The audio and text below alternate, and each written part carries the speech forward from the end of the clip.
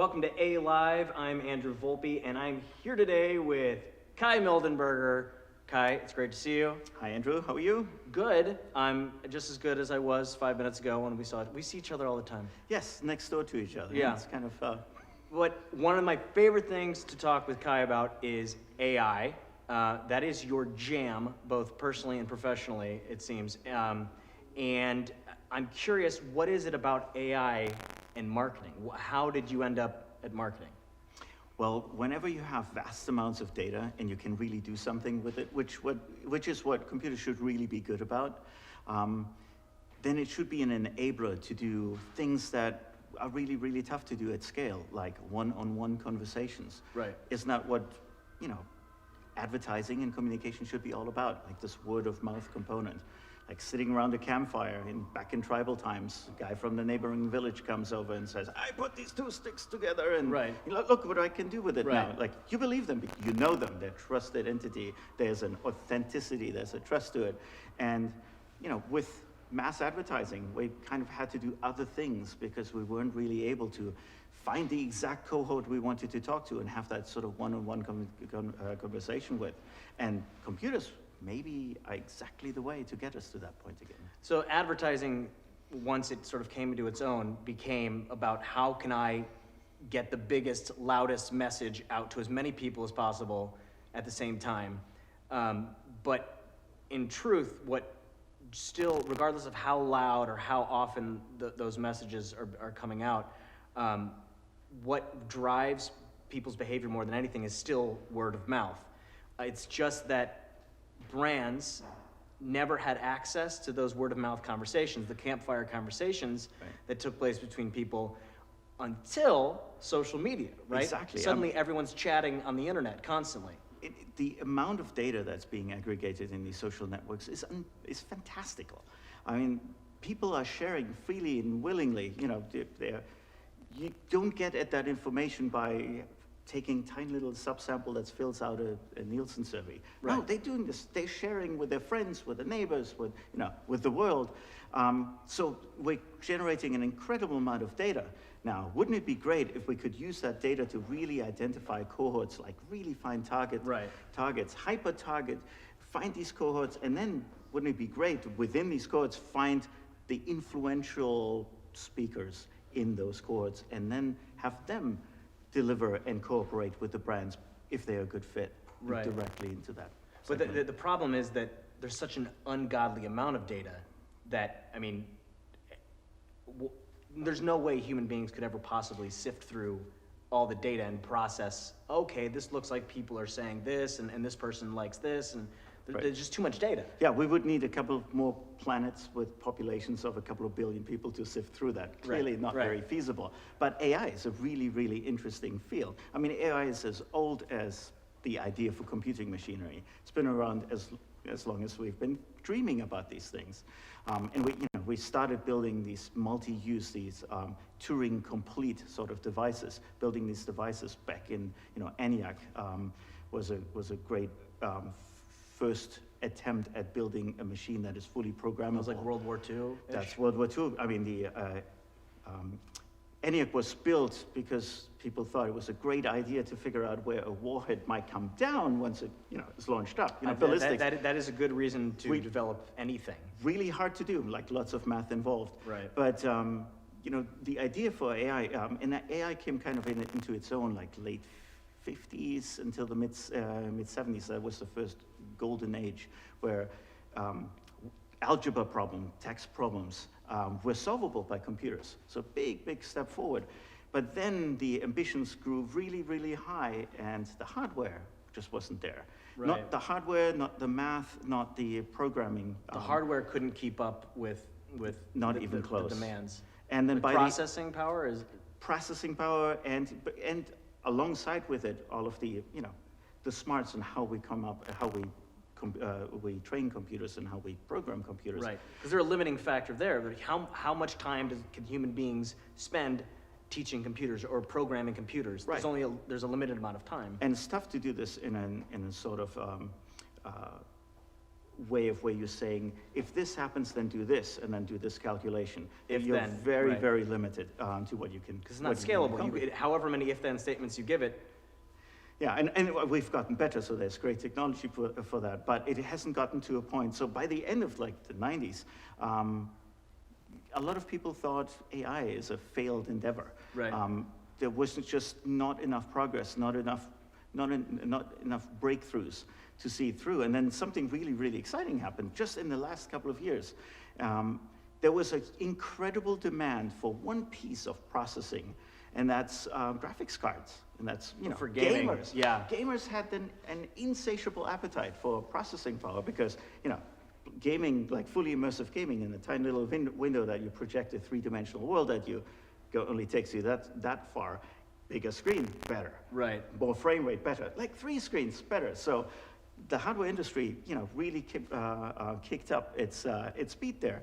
Where on the CPU, on the central processing unit of a computer, we kind of hit a wall. Right. It's having a hard time following Moore's law. Moore's law says that things are going like right. up and to the right.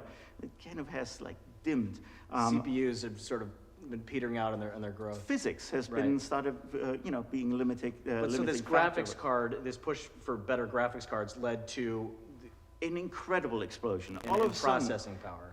Fantastic explosion. I mean, the progress just over the last year and a half. Maybe we have the footage of the DARPA robotics challenge 2015 there.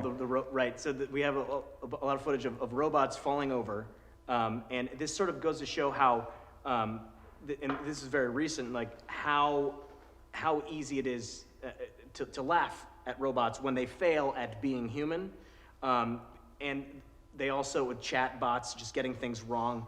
The reality is, people think, why can't robots do these basic things? But the reality is that those basic things are actually extremely difficult, and the fact that our brains are able to process all that stuff is incredible. And to get the processing power to have a robot that can actually walk well, or to actually have a good conversation, that amount of processing power, if you turn it and apply it to a data set, it can suddenly leave human beings in the dust. It's kind of funny that when we started with computing and thinking about these problems, like algebra problems were the first thing that they could solve, but walking through a room was insurmountable. Right. I mean, it was insurmountable, as you see from the videos, last year. And then on the other side, you probably are you playing the video from Boston Dynamics this year? It's amazing. Within a year, it has gone massive. I mean, the speed, the velocity of progress. Because the increased processing power thanks to the gaming industry. And what that enables. All of a sudden, we can do mathematical models that we haven't dreamed about doing, iterating over problems, and getting into a field called deep learning. Yeah, that's an important distinction, because once again, you can only train a robot so much. You can only train AI so much, but the idea of them training themselves and learning is what sends it, up the asymptotic curve. Exactly. And now, bringing all of this back, applying all of this to the world of massive amount of data in social networks, we should be in a position to now hyper-focus, figuring out exactly the cohort we want to talk to. And then, obviously, we need to find the influencer or the point of influence in that cohort that we can match up if it's a good, organic, authentic match with the brand. Hence, our matching technology, Brand Soulmates, where we're trying to really bring the brand's ideas, stories, and feel together with the right communicators in those target markets, make a real match. And we're doing the eHarmony model, which a lot of the rest of the industry seems to go like this in the sort of Tinder route. Right, where it's a one and done sort of like this will one work and for done, now, as opposed transactional. to a deeper connection between the brand and the influencer. How is it that AI in hyper-target can help us with hyper-targeting in the sense that it can help us with that deep learning sort through all this massive amount of people's social media data and help us find the people that should be targeted like on an individual basis, one-to-one, brand talking to an individual consumer. So that's incredible, but at the same time, that only gets you to being able to target them. The other half of the game is sort of guessing. Measuring. Yes, we need to figure out Did it work? Did it work? Exactly. I mean, and I feel like so often people have relied on voodoo to determine whether or not a campaign was successful. Can AI help make those determinations easier? We think so. We think there's a really new way of approaching this problem. Not really focusing on the speaker that actually does, like the influencer. Right. But really figuring out what kind of influence are we actually achieving. And it's, this is a tricky problem. But think back. I mean, the breakthrough that Google had brought to the world of search, there were search engines before Google, but they didn't bring up really nicely ranked results. Google invented something or brought to market something called PageRank. PageRank is a measure of influence. They said, here's a web page. All of these other web pages are linking to it. This other web page has less links to it, so it should be ranked lower. Clearly doesn't have as much influence. Now, that's an approach that we really want to take on figuring out how we can measure influence on target in the right context, not just.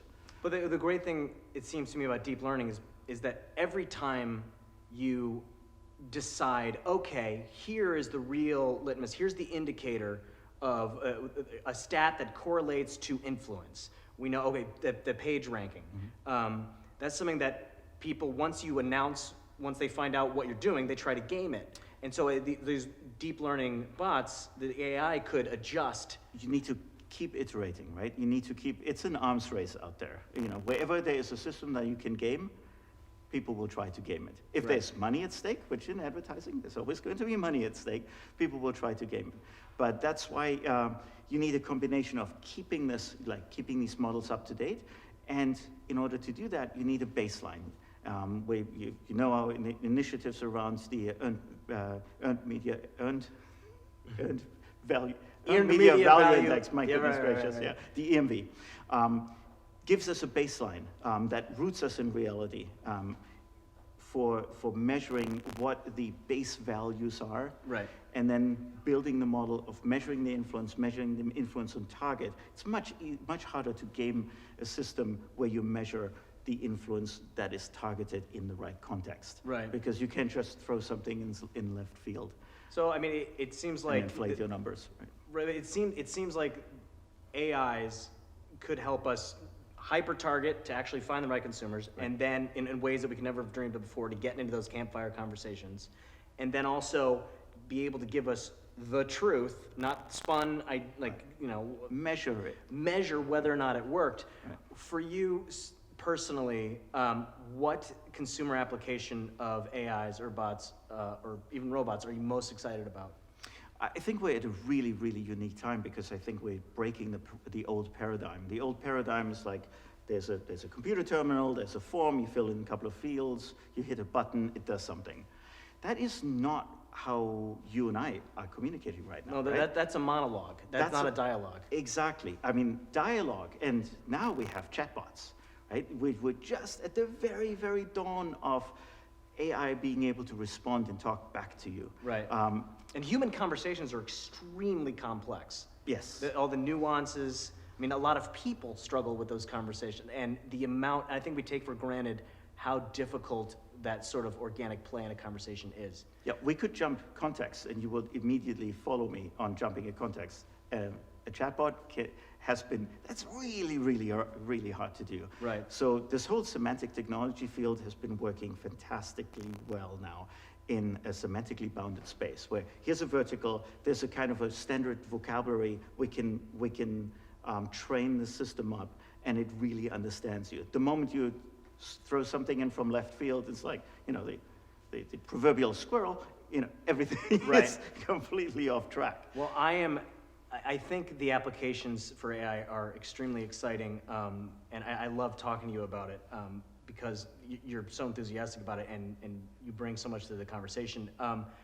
Just as long as it never ends up in a Terminator scenario, where the war against the machines, as long... Well, tell these Boston Dynamic people to keep that baseball stick. So don't hit the robot. Yeah, don't hit the robot. They will remember. Kai, thank you so much. Thank you, Andrew. And thank you guys for watching A Live.